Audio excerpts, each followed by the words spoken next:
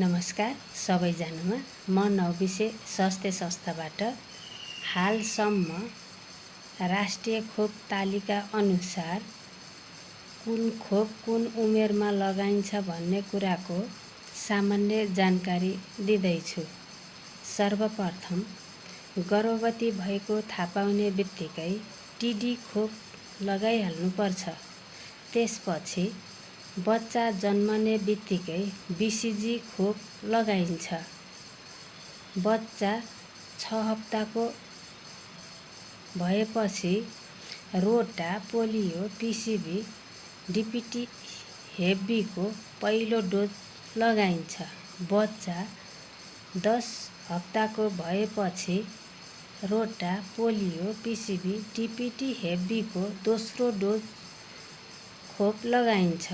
बच्चा 14 हप्ताको भएपछि पोलियो, एफआईपीभी, डीपीटी, हेबी को तेस्रो डोज खोप लगाइन्छ र बच्चा 9 महिना पुगेपछि एफआईपीभी, पीसीभी र दादुरा रुबेलाको पहिलो डोज खोप लगाइन्छ।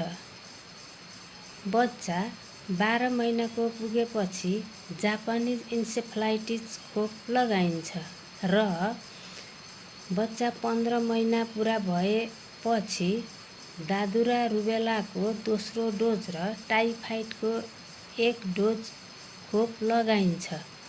यसरी जन्मेदेखि 15 महिनासम्म बच्चाले नियमित रूपमा खोप लगाएमा पूर्ण खोप मानिन्छ र 13 वटा सरुवा रोगहरूबाट बचाउन धेरै सजिलो हुन्छ।